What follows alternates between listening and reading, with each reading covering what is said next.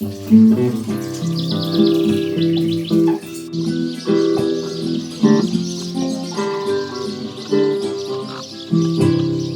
my bucolic life, 3 city strife.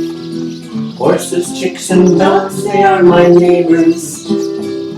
I cook and some spin, and move the horses into the barn. Then time to move them out again. Red barns, green pastures, beautiful white houses. The view I see each day when I arise. This life pleases me, as it is plain to see. I'm living my bucolic life.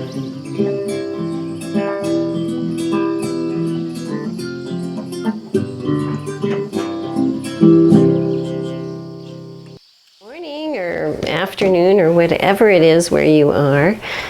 So I am ready to do just a little top, just something that's a little bit, light and summery and fun as an interlude between the heavy-duty things with the suit. And this is the pattern that I have picked out. It's a Butterick pattern, 6733. Okay, and the version that I'm going to be doing is kind of a hybrid. It's actually going to be doing this one here that has the longer sleeves, but I'm going to be putting these cute little ties onto it. Now it looks like the difference is this version A, the neckline, is not as princess or as a sweetheart type. It's more just a flat, get it to focus on here, it's more just flat across. But I kind of like the sweetheart neckline, so I think that's going to be fine. So another thing that I'm going to be doing is I'm using one fabric for my base fabric, but I want to add a little pizzazz to it, so I'm going to use a secondary fabric to make a trim for it. Coming off of all the other things where I've been doing so much with trim, I'm just having fun with it, so I want to show you what I have in mind. Okay, so this is my main fabric, but I think that it's going to drape really pretty, and this is the up and down way here. This is my secondary fabric, which is a very, very soft, drapey, sheer fabric. Okay, but it matches these little leaves perfectly, and I've been trying to figure out a way to use this without success lately, so I'm going to do this. So what I was playing with just a moment ago was trying to figure out a trim. So just to show you my process, what I did is I just tore a strip of this about 1.5 inches wide, and I took one piece of it and I sprayed it with starch, ironed it, folded it in half, and sewed it. And so it's got a little bit of body. I had to spray it with starch because this is so drapey, otherwise it would be hard to handle. It's got a little bit of body because of that, but once it's washed, that will go away. But if I put that on the edge, the color stays true because there's no interfacing in there, and it would just be a nice little flat poking out type. Okay, so there's that option.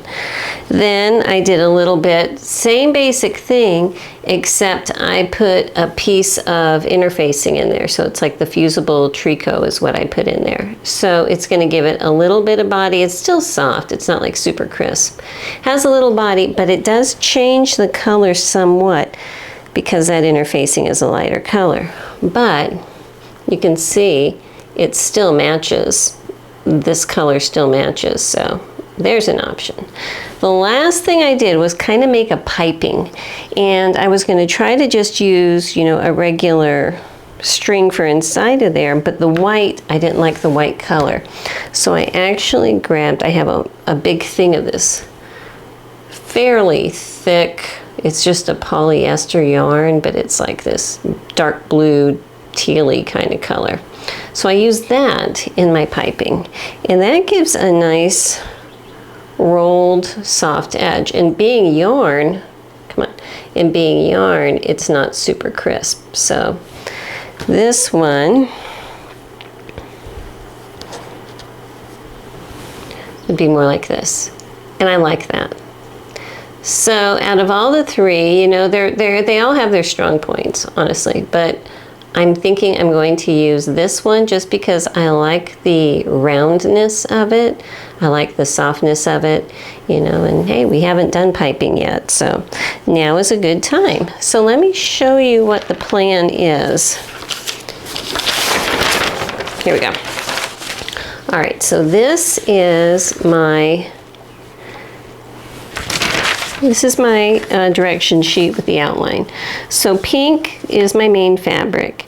And what I'm going to be doing is using my green for this band up here on the shoulders. I'm going to be using these on the ends of my sleeves. So I'll have that down there. And then my piping that I'm going to be making, I'm going to run it, sandwich it in between the facing and the main fabric. So that's going to outline, you know, the back also, because the back is straight across, but the outline of the front.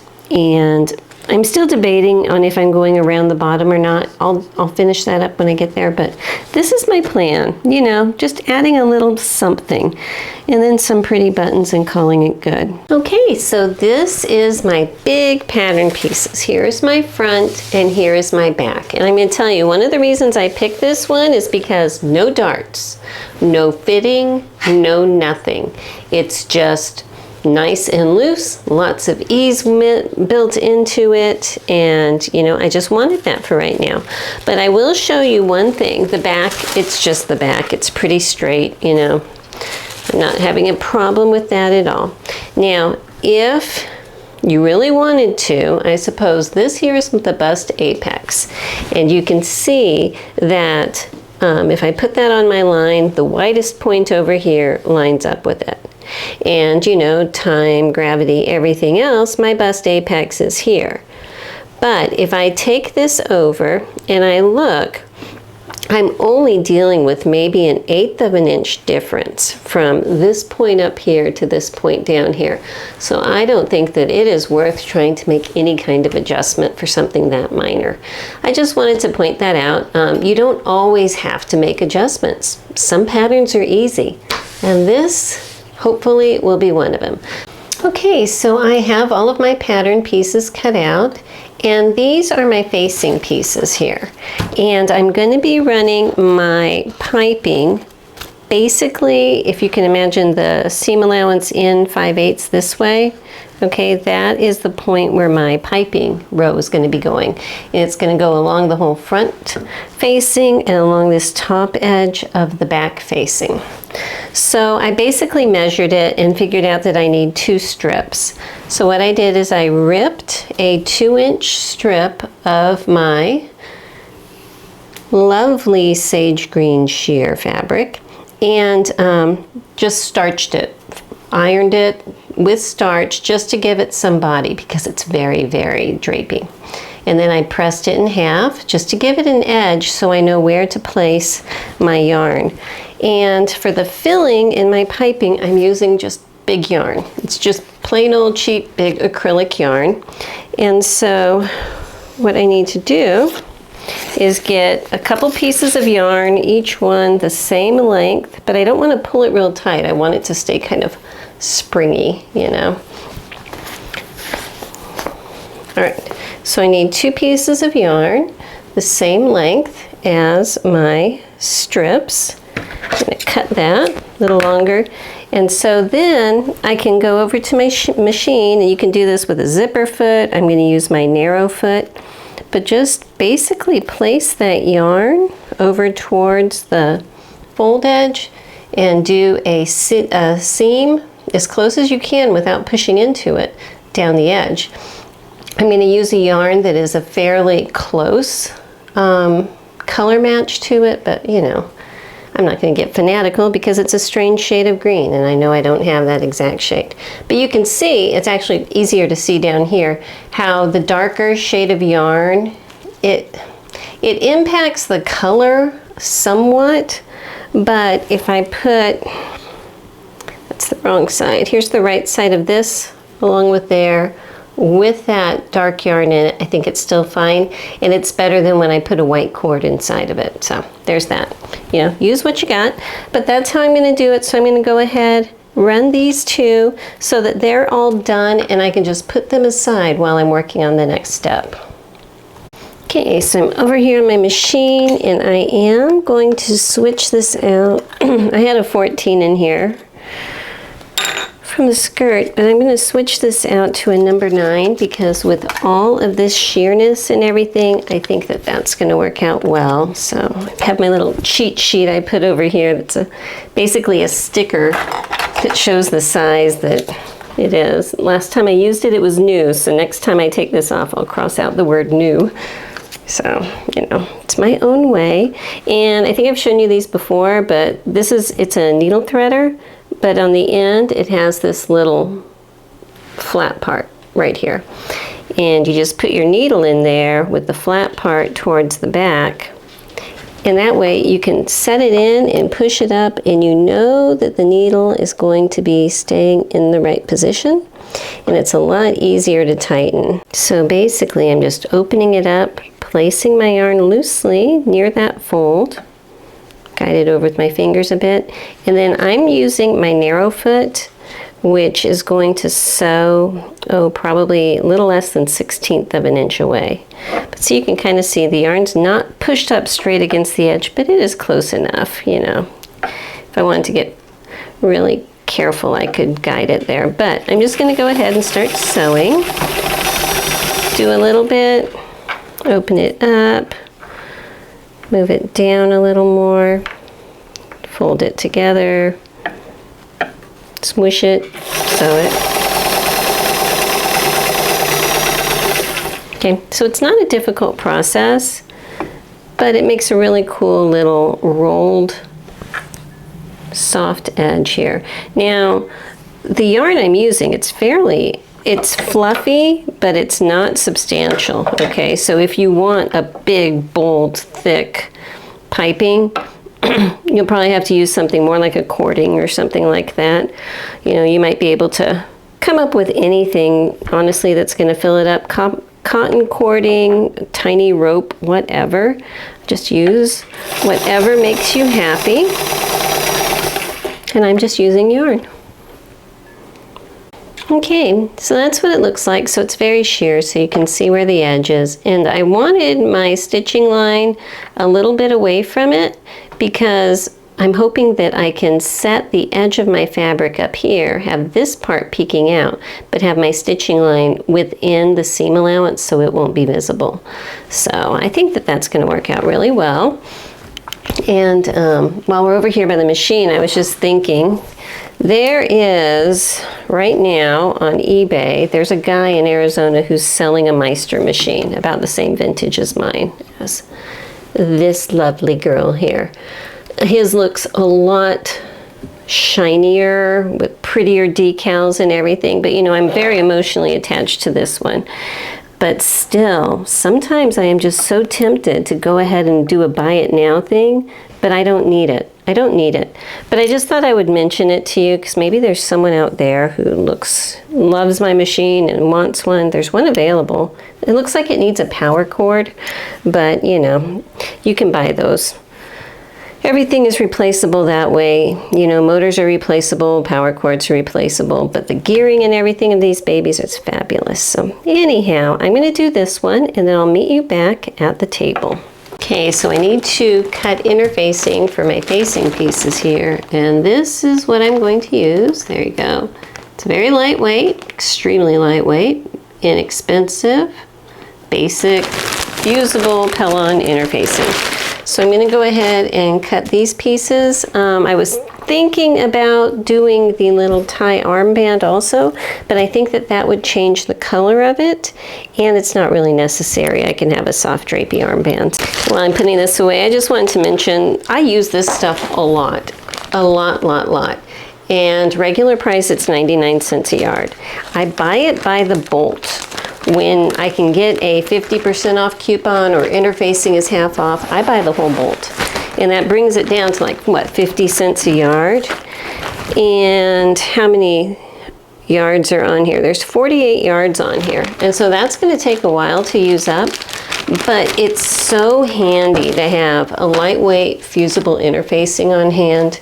You know, So to get this whole thing, when it's half off, it's about $25, but it's a good staple to have. If you're ever in the I must stock my sewing room mode, I recommend. All right, so I need to fuse interfacing to this, and it is a very unstable, slightly crinkly fabric, but that's okay. That's not a big deal.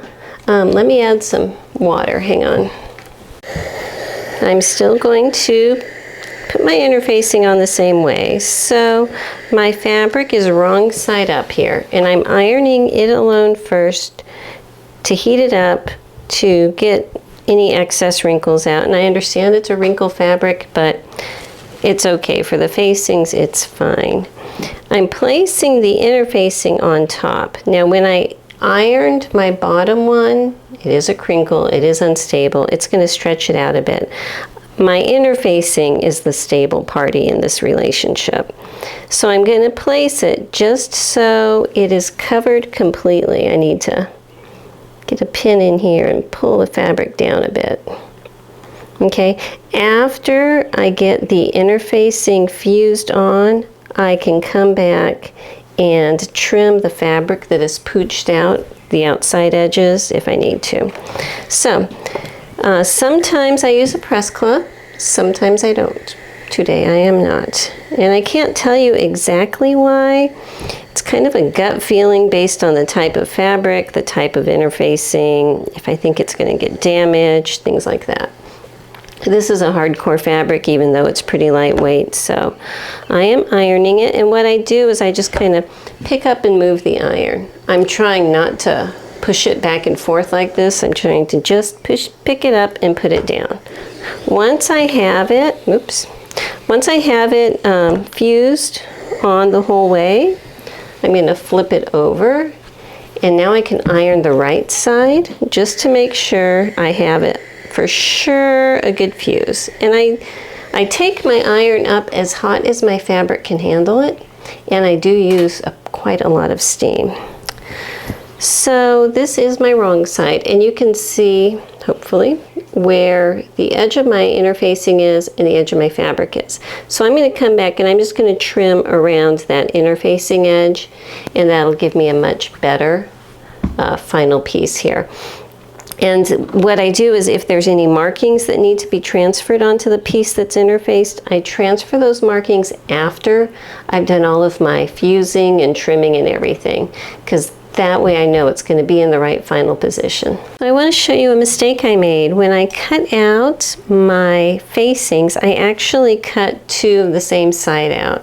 Instead of like just taking one and folding it and cutting out the two, I had two separate pieces of fabric I was layering, because I'm trying to make a piece of fabric work that's different size than what the requirements are, basically. And by doing that, I ended up with two of the same side. So this was my internal discussion. No one's going to really see this. Can I just use the wrong side on the facing? And yeah, sure, you know, it's not that big of a difference, and it is going to be on the inside. Okay, so that was rationale one. The second one is I did have a piece left over that I could fit it on, but it would have to be cross grain. And I was like, my rationale mind said, oh, iron it all out, those wrinkles won't matter. But I really think after it's been washed a couple times, the wrinkles will come back up, and if the wrinkles are this way on the facing and this way on the blouse, that could be a problem.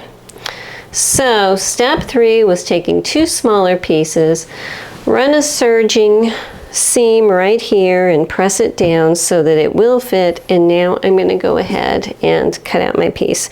So this is an alternative way, and it's actually nice that I have this here so I can show you.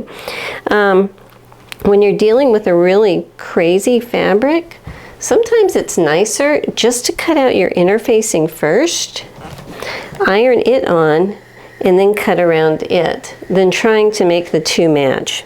So that's what I'm going to do for this one, and I do that more often than I care to admit, but it seems to just skip a step and you're able to get a nice shape on your facing pieces right off.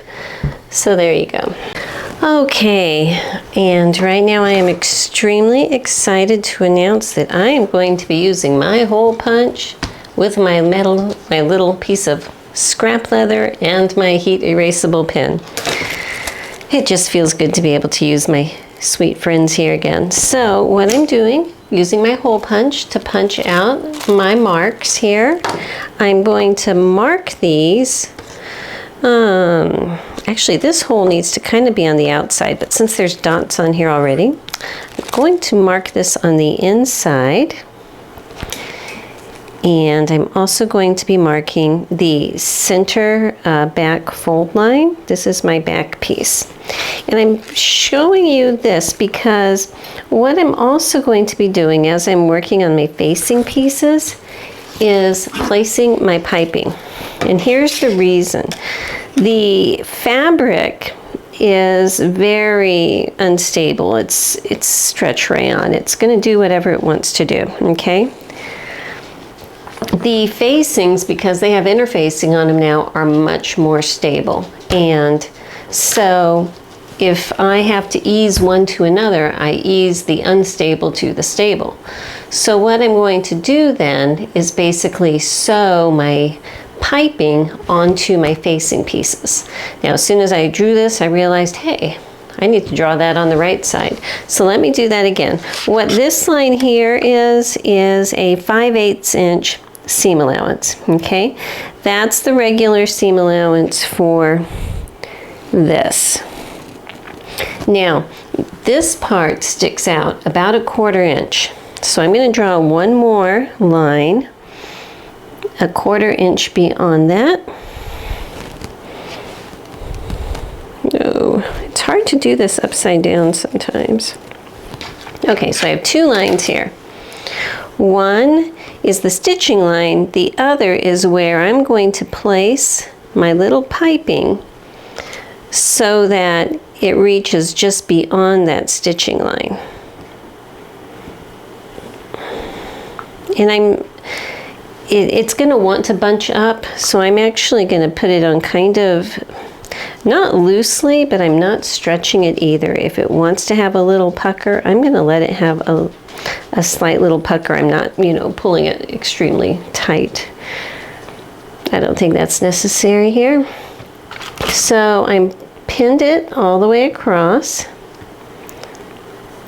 And then I can just take a little clip here and it's placed. So now I can go to my sewing machine and I'm going to sew. I have that other line drawn here that I can barely see. It's lining up right behind my stitching line, which is perfect.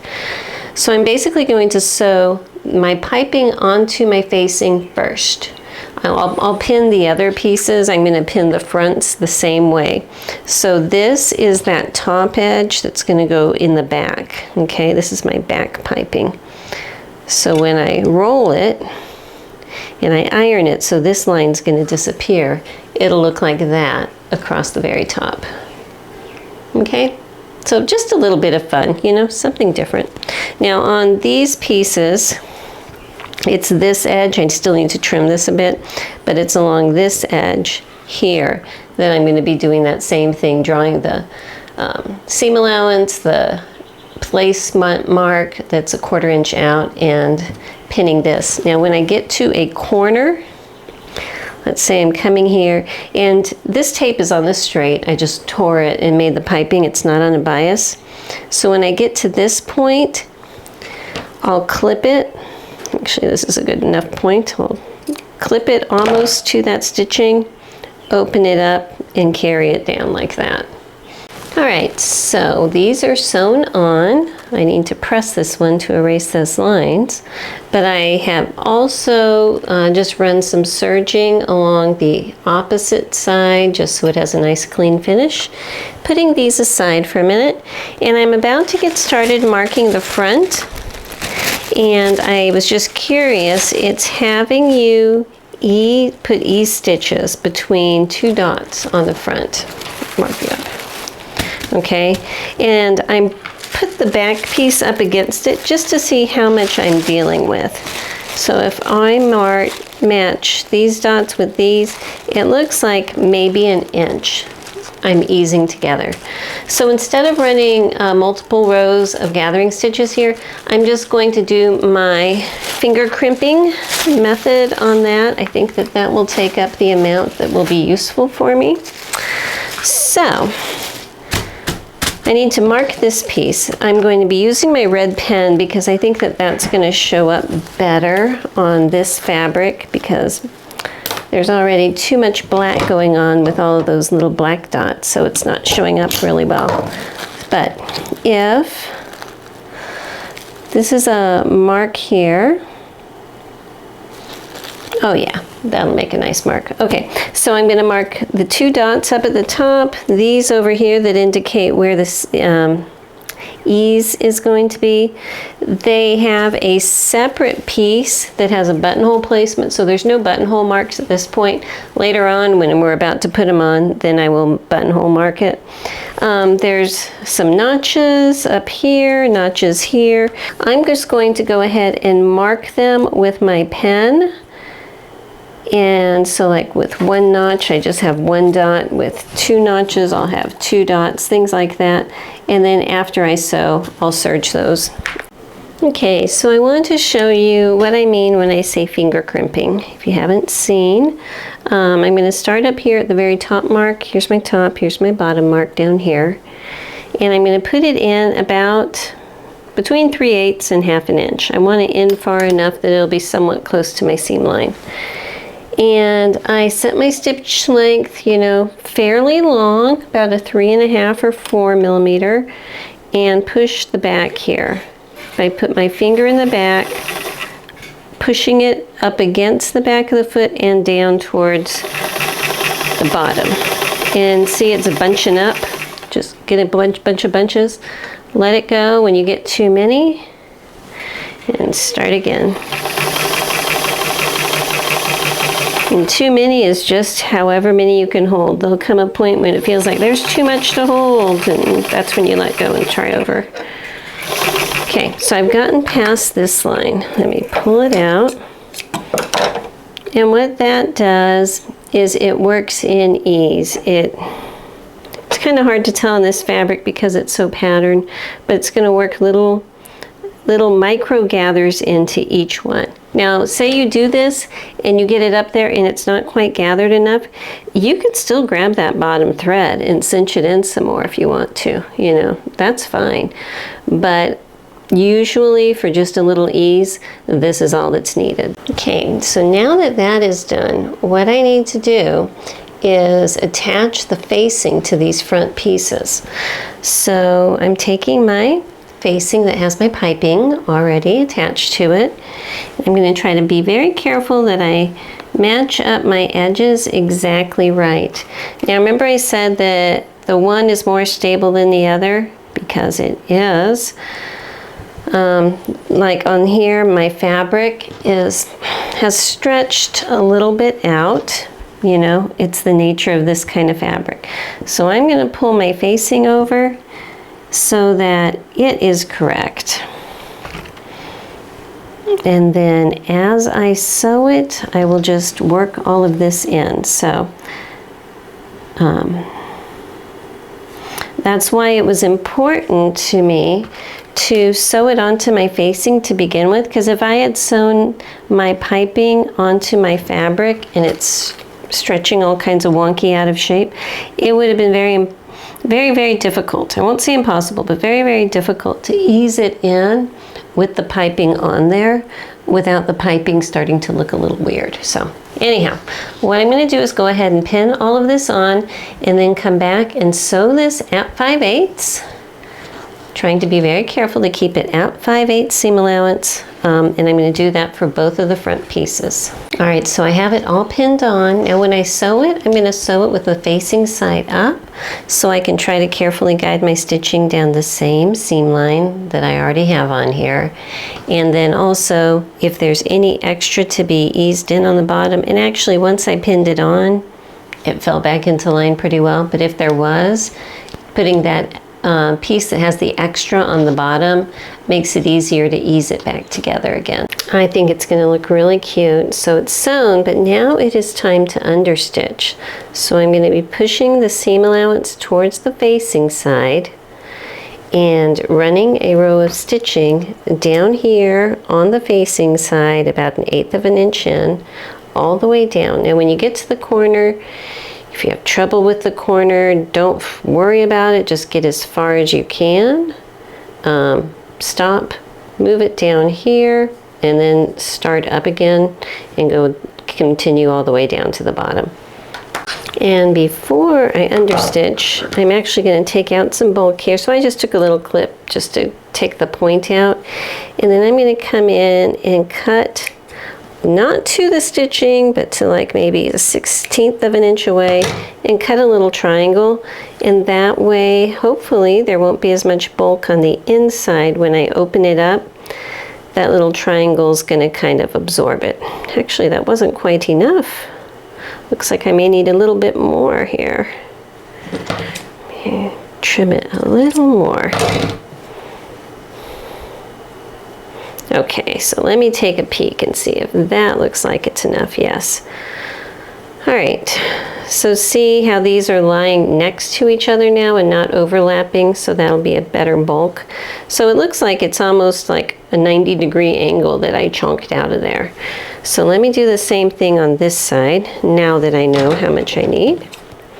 So let's say I come this way and take a 90-degree angle, which is like a square corner, this way out of that corner,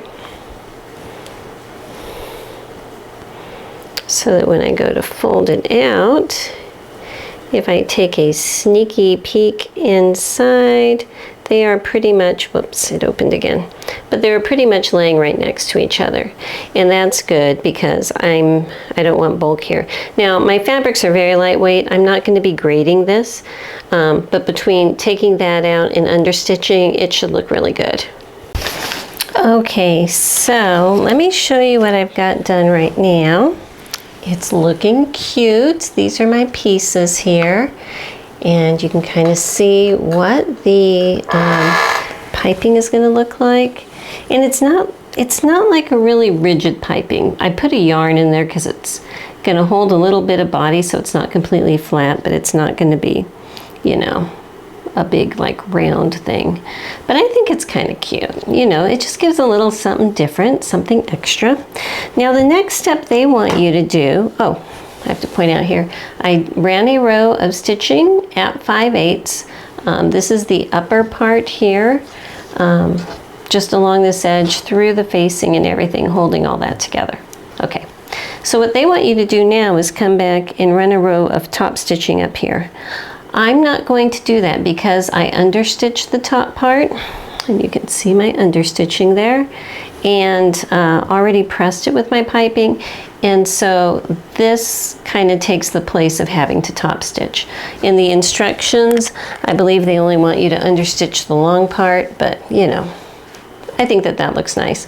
So now I am going to put this aside for a moment, and we're going to work on the back piece. So this is my back facing. Let me go get the piece of fabric for the back. Now before I pull off my paper, I'm just going to mark just with some lines where these two back pieces are. These dots are what have to match up with these 2 points, which is where my easing is. So I'm just going to mark those so that way when I match it up, and look, matches perfectly, so we're good. Okay, so this is the front side of, or the good side of my back piece. And I have, you know, little red lines here where my notches are going to be. I'm not actually clipping them because this fabric is so unstable. And I also have these little lines here, which are marking my dots. So I'm just drawing them again on the right side so they're easier to see. Okay, so what I need to do now is take my facing, I'm going to put it face down and match it up very carefully. So I'm just going to be sewing straight across the top. There's these 2 dots on the facing. That's actually marking like where the big intersections of all the seams are coming at and everything.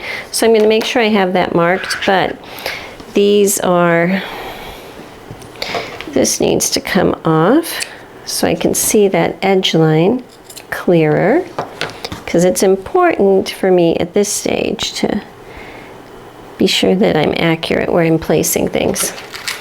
So just like the front, if there was any stretch or easing or something that I need to do on that front part, I will do it here and just kind of make it fit.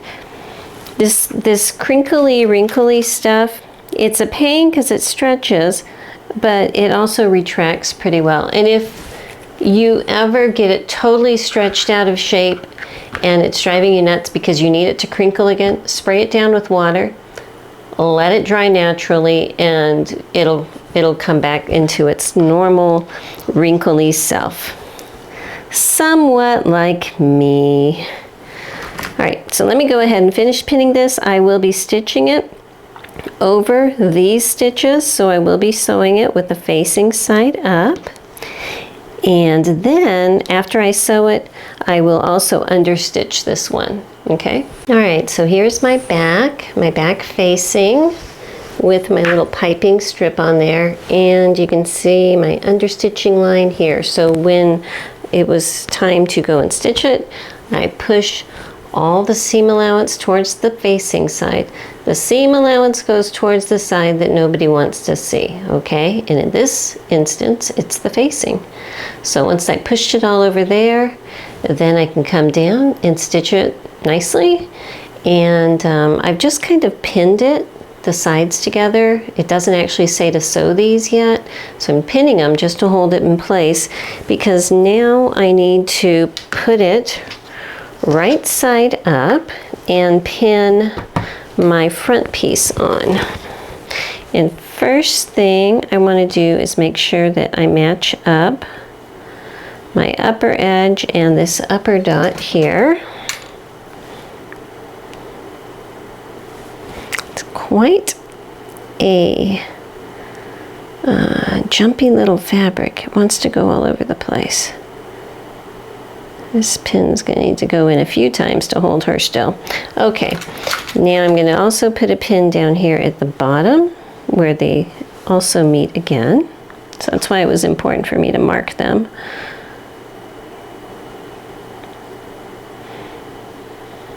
This fabric almost feels like a gauze, you know, not quite, but almost. It's a very gauze-ish. I don't even remember the content of it. You know what? Let's see what this stuff is. Hang on a second. I'm gonna move this aside for a moment and try to light it on fire and see what happens. Well, it's a natural fiber. It's not melting. It is burning something, but it's definitely not polyester, because it would have been melted all over the place. So there you go. Should be lovely. I usually try to buy natural fibers, but yeah. Okay, so I have these two marked here, and I'm gonna move it up just so that it's all in line, so that when I stitch it, it's nice. I'm actually gonna put way more pins than I normally would on this, just because these fabrics want to move so badly, and I do not want them to move. Okay, so I stick them in. If you can see, when they're not behaving right, I stick them in over and over and over. It's almost like basting with pins, because they seem to want to stay better. So now that that is done up there, I can just go ahead and match the rest, and I'm going to sew this at 5/8. Once I have it sewed, then I'm going to come back and I'm going to serge both sides together just to clean up that edge. And I'm going to do this for both sides. All right, so now on my top, the side seams are sewn, and I have pressed the seam allowance towards the back, and you can kind of see here where the easing is, and that's just That extra fullness is just, you know, there's no darts, there's nothing like that, but this is giving you the extra fullness for the bust. Okay, so I've just pinned it onto my squishy dress form because I like my squishy dress form, and I've just pinned the back up. I don't know exactly where it's supposed to be, but that looked about right to me. I pinned it up high enough that my side seam would actually be running straight down. That's what I gauged it on. So we get an idea of how it's going to be. So far, so good. So now I need to start working on these massive sleeves. Okay, I just have my sleeve upside down here while I'm working on it. And the first thing I really need to make sure I mark are these side dots. Actually, I'm gonna mark the top one too. But these first, because it's gonna be one of those things where you reinforce it with stitching and then clip to it so you can open it up like in an abnormal way while you're sewing it on. Doing that seaming origami, I guess I would call it. But I'm gonna go ahead and mark this dot, the dot over here, and I'm gonna mark the top. And then, because, let's see, what do they want? I need to get my piece number 7 sleeve binding together, and I am doing the sleeve binding in the same green to match my piping, so I need to go ahead and cut that out. I have this laying here because honestly this thing is very movable. I am putting my big letter B on the back corner of my sleeves here so that I will know. There we go. So I will know for sure which side is the back as I am putting it onto my dress. Okay. All right, so what I need to do first is, this is my little dot here. And if I'm doing a dot and it's gonna blend in, I try to figure out a different way to mark it so that it stands out. So on this one, I just drew a line out. Sometimes I'll draw a dot and I'll draw a big bullseye around it, you know. These are gonna erase anyway, so that doesn't matter so much. What's really important to me is that I can find that little dot on the busy print. So what I need to do is sew a couple inches on either side at 5/8 with a thread that's going to coordinate, because you're going to leave these in, straight through that dot, okay? And then after you do that, you're going to come in and you're going to clip along this line here, almost to it, so that you're free to open it and move it around. Okay, so my only issue right now is this is so, it's like tissue, lightweight, and it is cut on a bias, so it's going to want to be very meh. So I'm actually going to go over to my ironing board and starch these and try to very carefully just press them to try to kind of glue those fibers somewhat together so that they have enough body that I can use them in a stable enough way to gather my sleeve to. All right, I'm about to change something, and here it is. This is the reason. This piece is supposed to be this piece that basically is holding everything together over your shoulder, all right? This needs to be stationary. It needs to not be able to give. All right, now if it does give, the reason I say that is because if it does, you're going to end up with your top, stretching down into the wrong position, your gathers, I don't know. There's just too much that can go wrong there. And just moving these pieces over to the ironing board before I iron them, and I was trying to be very careful to just, barely handle them and just lay them flat down. One of them stretched out more than an inch longer than the other one, just moving from here 3 feet over. And so I had to try to reform it and everything so it would be the right size. And so here's the thing. These sleeves are very big, very drapey, very voluminous, and this is on a bias, and it is going to, let's say right here I have 1 inch, okay, 1 inch at rest. what's that going to stretch to? That's going to stretch to about 1 3/8, okay? I'm going to set these aside and cut another set on the straight of grain.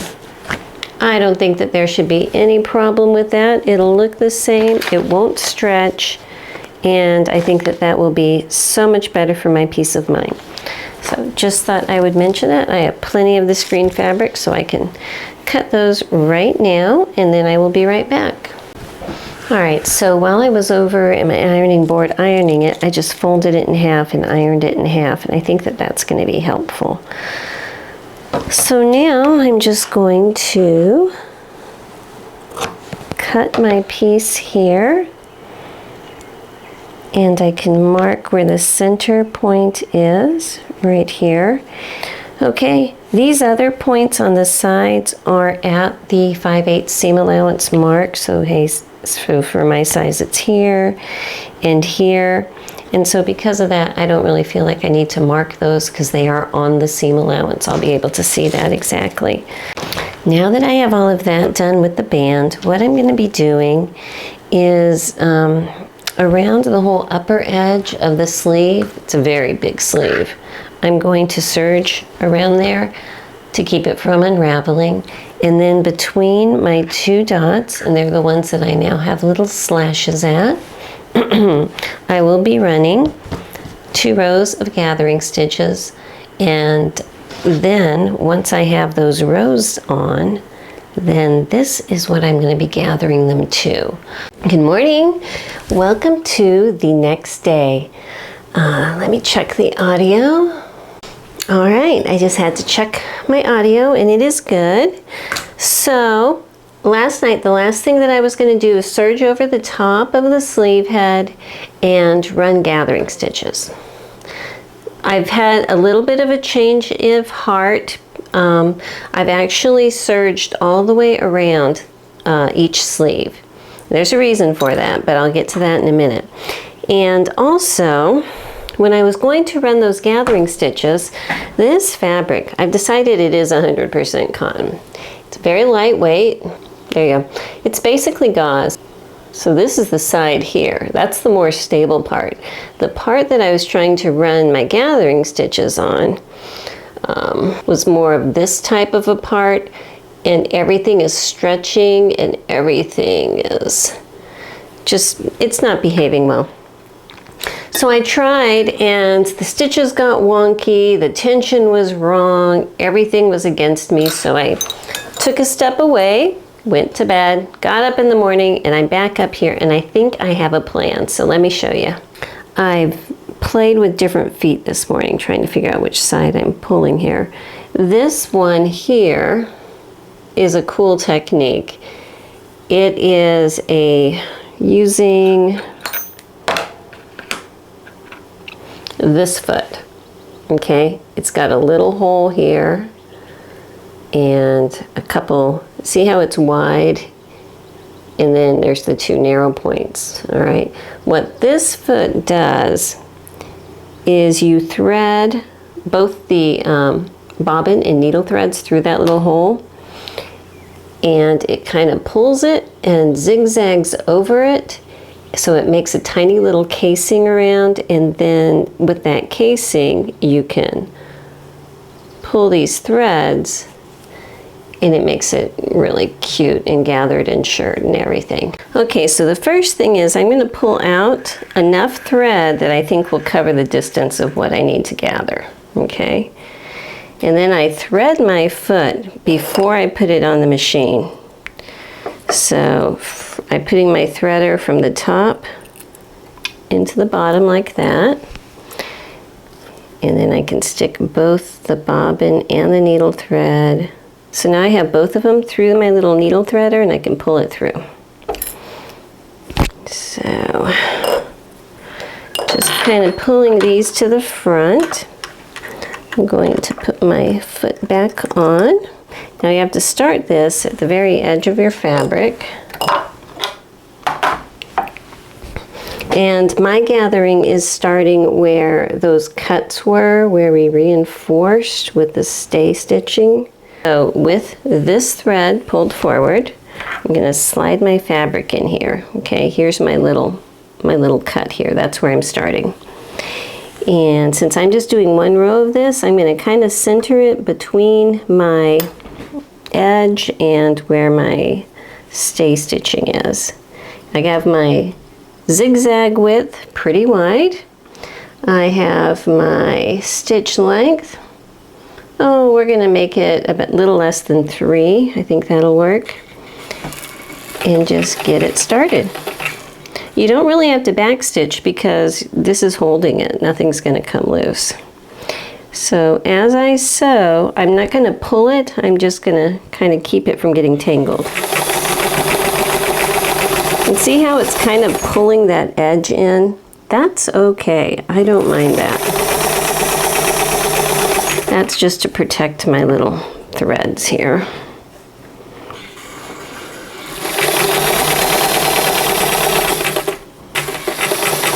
Okay, I will back stitch on this side and pull it out. All right, let me show you how this works. So it's like a zigzag stitch over a thread, obviously. So now I can come down here and just pull these two, and it's going to gather it up, and it's all in there nice and secure. I can adjust it really easily. Okay, so I highly recommend it. Do I know the name of this foot? Absolutely not. I don't know the name of this foot, but I like it.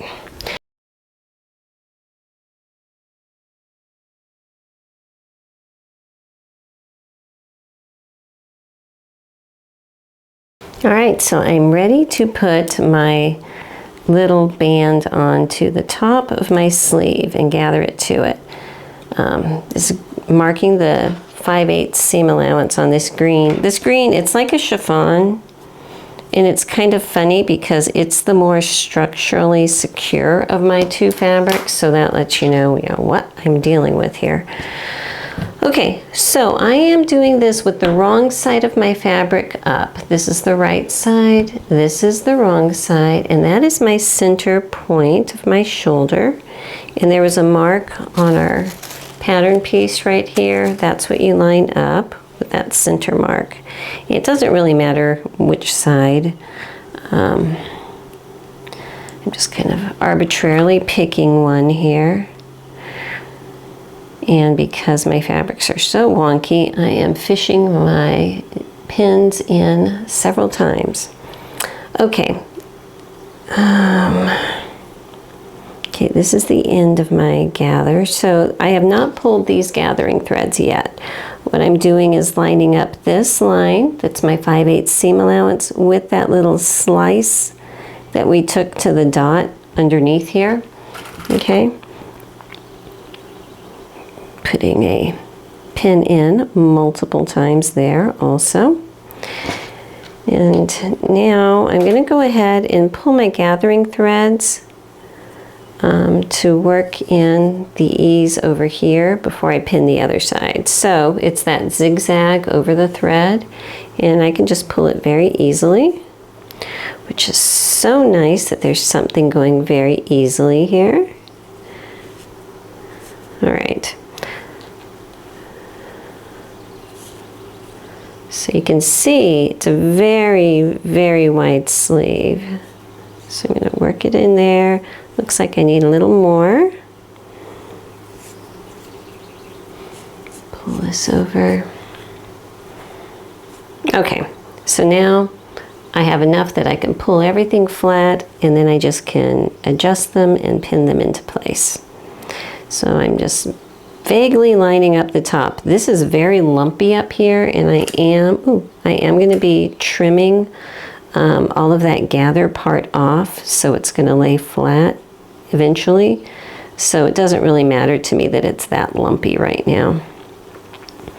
So I'm just going to put in a couple pins to hold it. And one good thing is this fabric is so sheer for this band that I can see underneath, and I can see if my folds get, out of whack while I'm trying to gather and sew them together. So that's nice.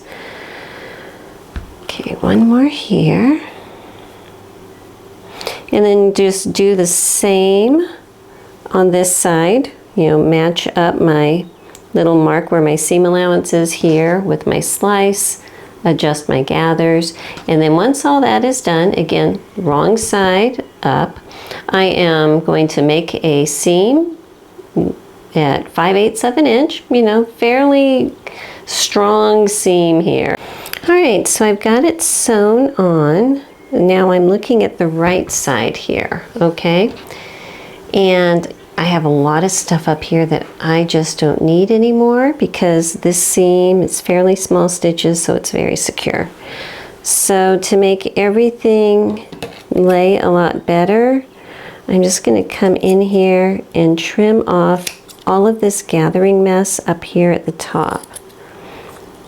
And it was important for me, well, to make sure I don't cut where I'm not supposed to, but it was important for me to go through all of this extra serging and gathering stitches and everything because I needed all of that in place to get to this point.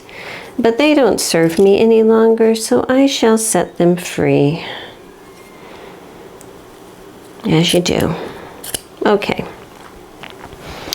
So now, still looking at the right side here, I can fold my piece over. Now, it looks like it's way too wide and they say, oh, trim it. You know what? I'm not going to trim it because I want that extra width to give me extra stability, okay? Because it's also going to work to disguise the light, because with just one layer you can see that light through. If I lay that raw edge there and then fold it again, it gives me a nicer coverage, nicer color. So I'm just going to pin that. Now, because I'm looking at the right side, I can just come back with my sewing machine and top stitch it, and I can see exactly what I'm doing. So that's nice. If you do it the other way, it gets a little more tricky. It's possible, but it just gets a little more tricky. So what I'm actually going to do is run 2 rows of stitches on here because this is my whole shoulder is dependent on these stitches. So I'm actually going to run a row, you know, fairly close to this edge over here, but I'm also going to run one up here. So I'm going to have 2 different rows going. I think because this is chiffon, because this is gauze, and I just want it stable. All right, so I just kind of placed my sleeves up here so we can get an idea of kind of what they're going to look like. So you can see I'm going to have this nice green stripe coming down the sleeve and then carrying over in the front. I like that. I don't think I'm going to put it at the bottom. I think that there's a good chance a lot of the time I'm going to have this blouse tucked in, so I think I'm going to skip that. That is just a crease that I need to press out. So now I need to get started. Well, okay, so here's the thing. According to the directions, I need to attach the sleeve first. But actually, I'm going to come down here and do that elastic shirring business first before I do this, because it'll be a lot easier to handle this while it's flat. And it's going to look more like this technique. And this has clear elastic through it. So it's kind of similar to the one that I used for the top, but I'm using this foot. And the difference in this one is the hole is here in the front, and so I can just pull it straight through. Okay, so what I need to do right now is make the marks for those. So if I want them 1 inch apart, and it's going to give me a little ruffle at the edge, you know, it's fun. I think that will be all right. So I'm going to make a mark 1 here, 1 here, and 1 here.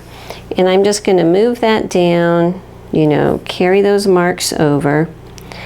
And I have threaded my elastic through that tiny hole. Now my elastic's pretty wide, but because it's going through that hole just before the needle hits it, it's going to roll it up small enough that the threads aren't going to catch it, so that's nice.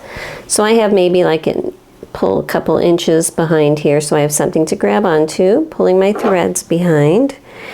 And I'm going to place my fabric up here, do a couple zigzag stitches. back it up so that it's going to lock it in place. Okay, so now what I'm looking at is just keeping this elastic on here, and I'm not tugging it, I'm just laying it flat. And I'm pulling behind just to keep it all moving nicely. I want it to stay pretty flat at this point. So if you feel yourself, you know, grabbing and pulling, just relax and take a breath, it's okay. All right, so here I am with my 3 rows of elastic, and I'm going to try to stretch them so that I'm stretching all 3 at the same time and at the same rate. Now my sleeve is really, really long, so usually if it's a small thing, you can just pull them at the same time and that's it. But this is like super long, so we're going to give it a shot. And see, it's getting the outside edges pretty nice, but those insides haven't been reached yet. So we're going to do it one more time here. Stretch it out.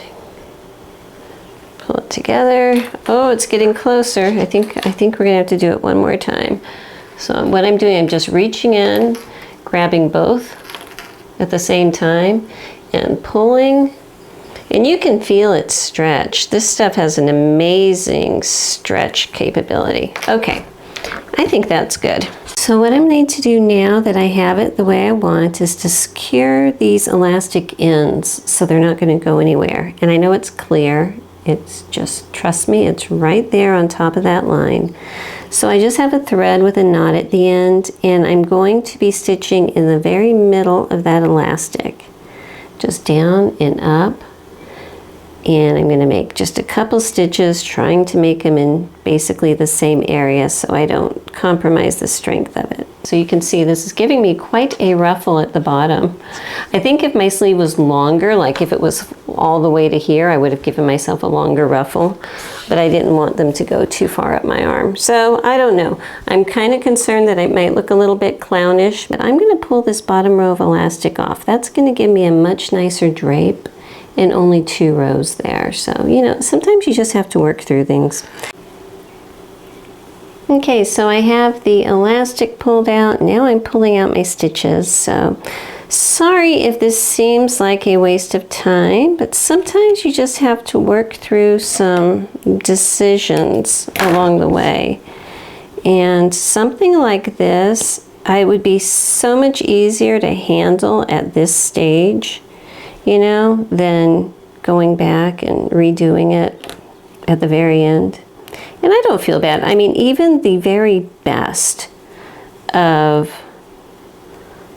dressmakers, of seamstresses, of the atelier in France and everything, they a lot of times get to a point and they have to start all over, or they have to do major things, and it just happens. And so don't get worried about it. It has nothing to do with your quality of talent or anything. It's just part of the creative process. Here's our sleeve. And I love this. I love this. I am still not a fan of this. So if you can see, if I just put it over my arm, roughly where it's going to be, it's not bad at all.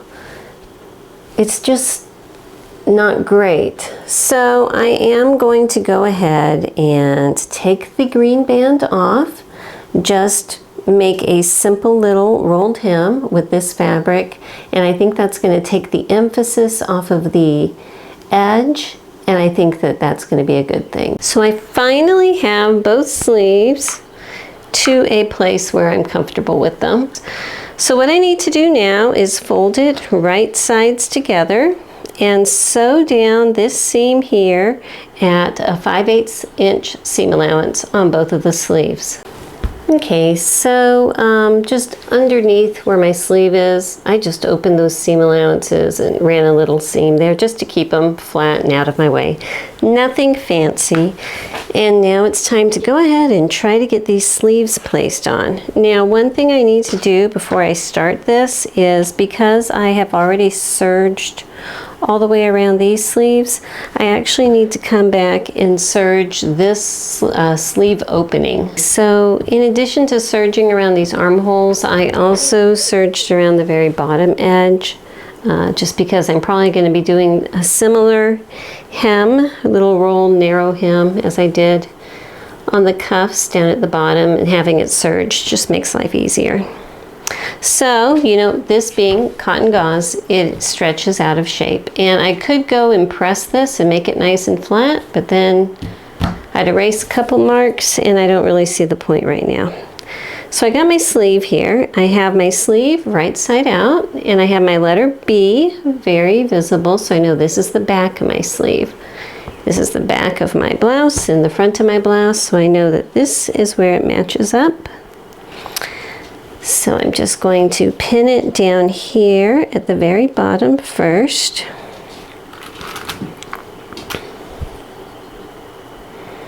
And up here at the very top of this sleeve is going to line up right here, okay? So where the slice is, I actually have covered up. All right, so let's see if I can explain this. First of all, ignore all that stretch. That is ease because gauze and because bias and serging. I'm just going to ease that back in when I go to stitch this. So ignore that big bubble. This is what we're looking at right now. This here is part of that reinforcement stitch that I came up, and then here's the little clip. But the part of your blouse top that this is coming into is at an angle. It comes here and here, okay? So I'll draw it on this side. It might make more sense if I draw it on this side. Your clip is going to open up so it's more shaped like that. And that way your piece here is going to be able to turn like that. Okay, so if you can see, here's my little clip. Just, it's a little sloppy because of this, but it's opened up so that here's the corner of my blouse. This is my sleeve part, and it's in alignment, but that way it fits. Now when I sew it, I'm just sewing along this line and straight up through. Okay, so my stitching line is right here where this pin is. That's the 5/8 mark. So say these pins are my stitching.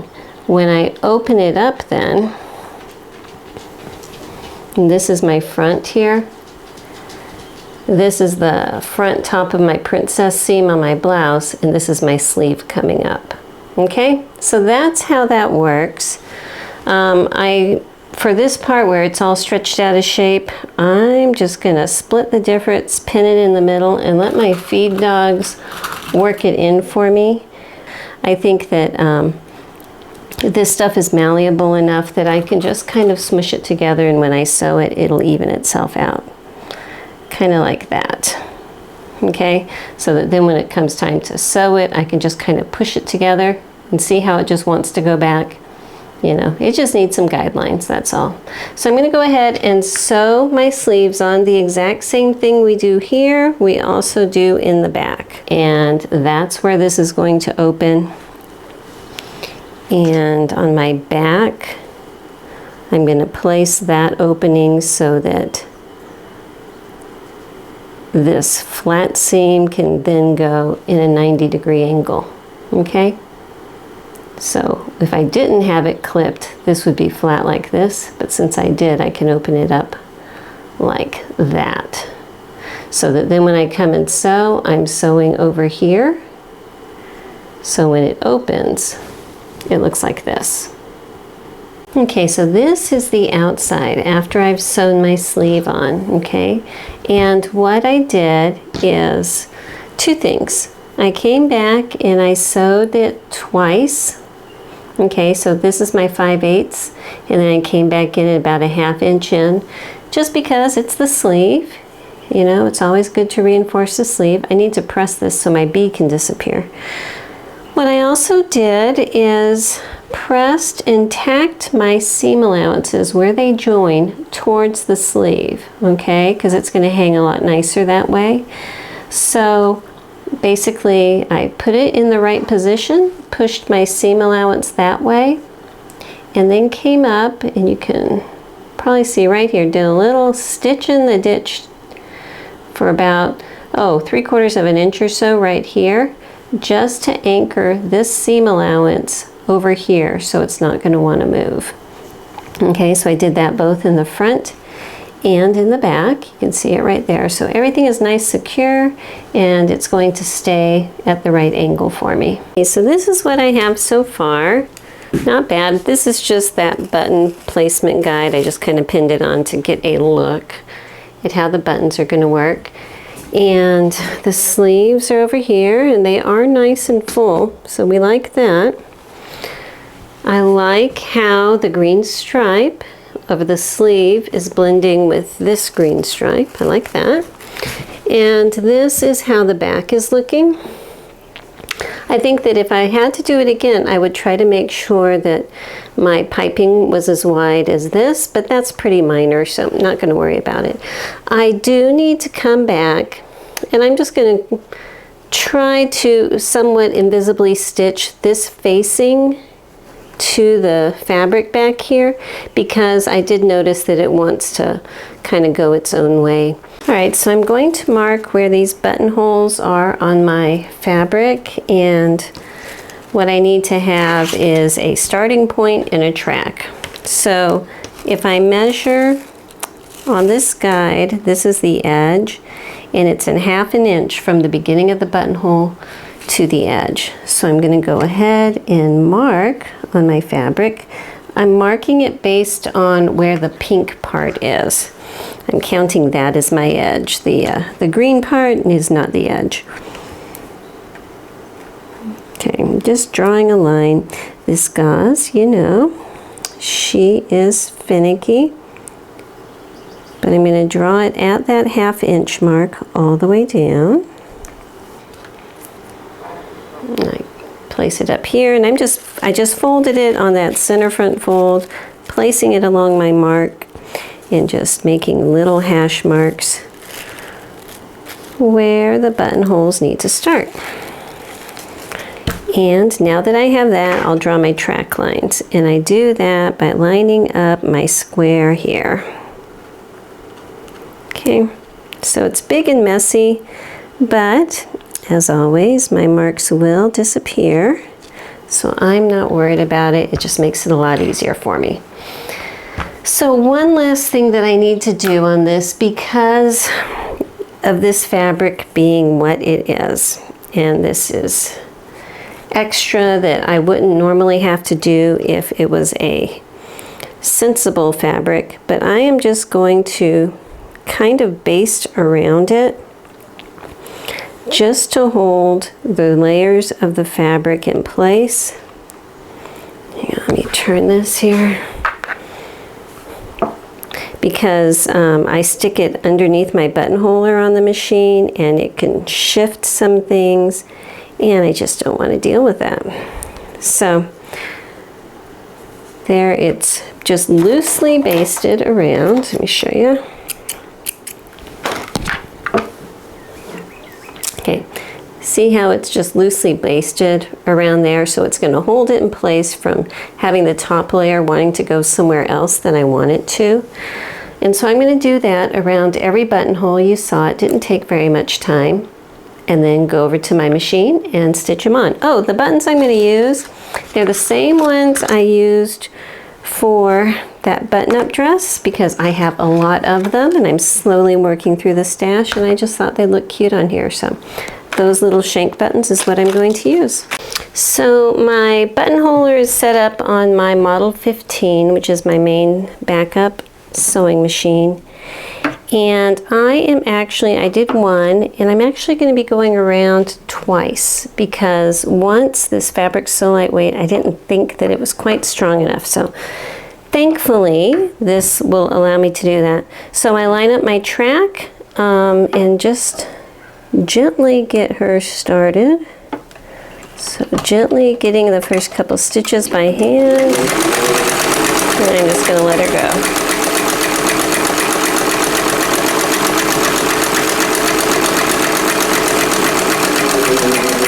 So there's once, and we're going to let her go around one more time.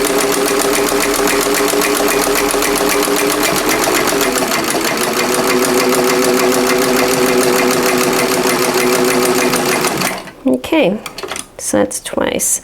So that's going to give me a nice strong buttonhole.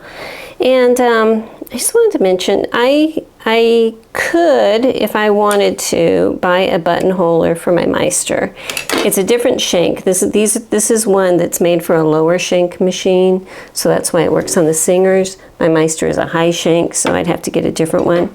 I could do that, but I kind of like having to use a different machine for different things. Because if you're like me and you've acquired a bunch of vintage machines, they need to be used. And I find that if I don't have a specific use for them, I'll just leave them folded up. So by making this the buttonhole machine and my treadle the quilting machine and the little 99, you know, the trim machine or something, it's just nice. I enjoy that. So anyhow, I'm going to finish this up. If you want to know more about my buttonholer, I have a separate video about that.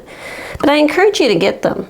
They work great, and pretty much if your machine can drop the feed dogs or have a place to put a cover on it, and it's a low straight shank, these things are out there all over the place. You can get one, and they're really fun.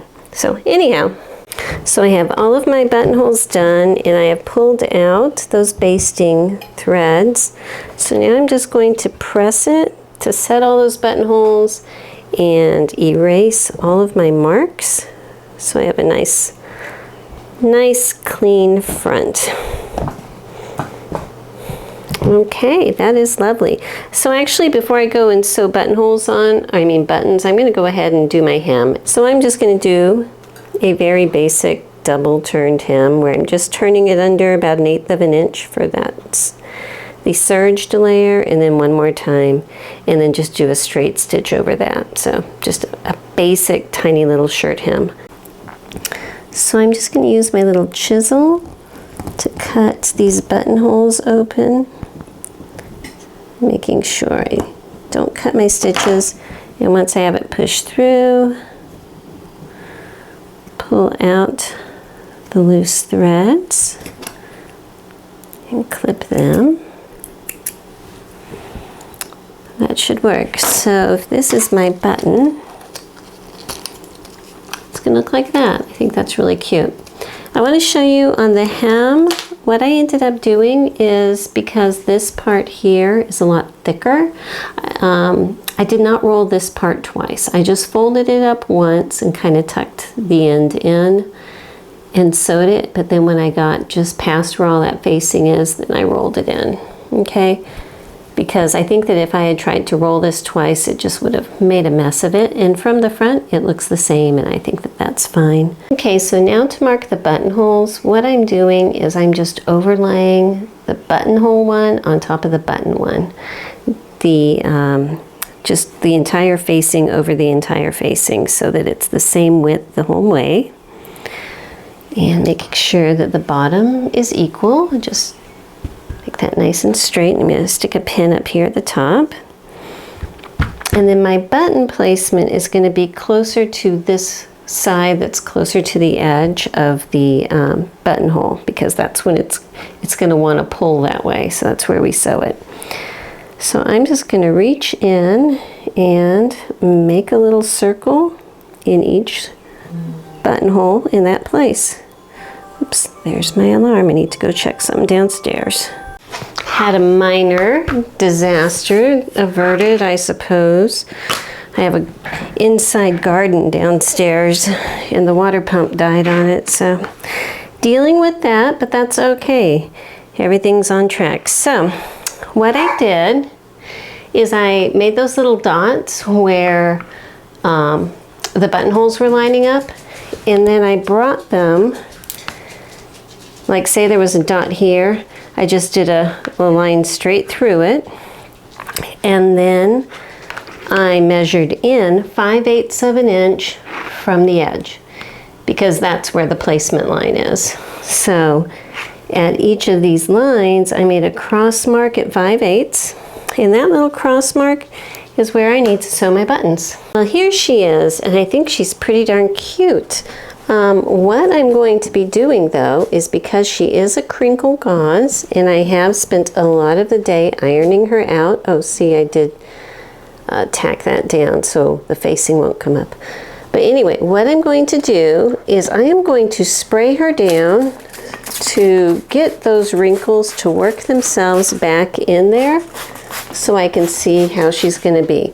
And so I'll do my big reveal photo in the morning, but that should give this whole blouse enough time to find its wrinkled old self again, much like me. Oops, the little facing was puckered up there.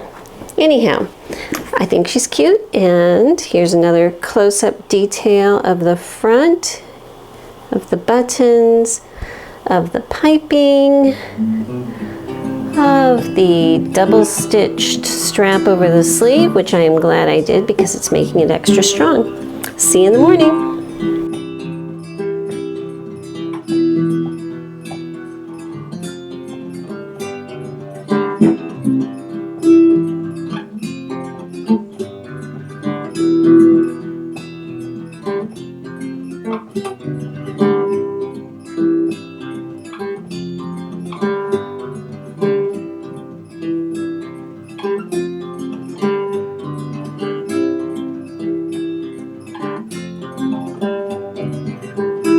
Good morning, and I think that I like this blouse.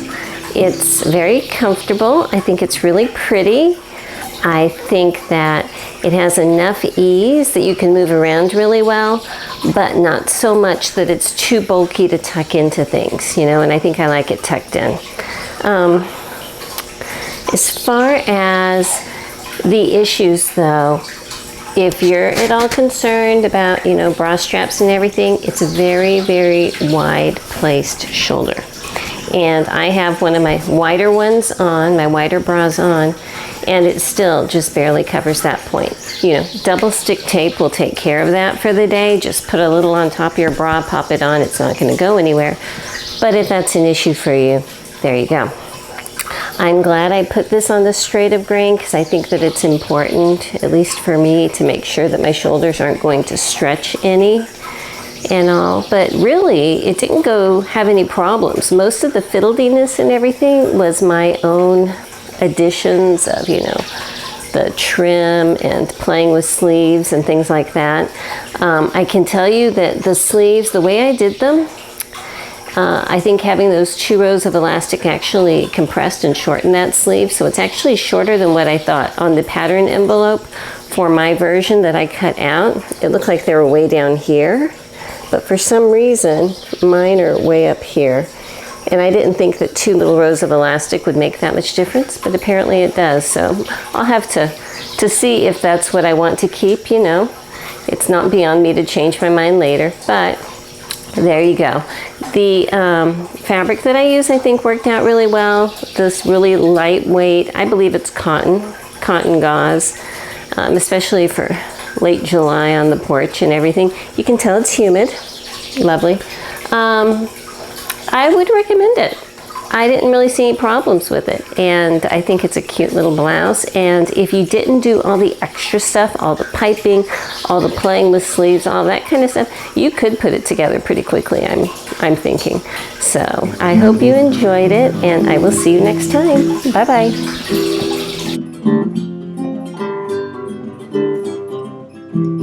Living my bucolic life, free of the city strife. Horses, chicks, and dogs, they are my neighbors.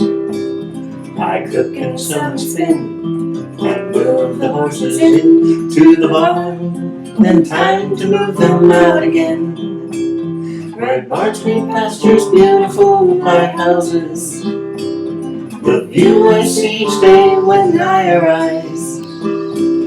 This life pleases me, as it is plain to see. I'm living my bucolic life.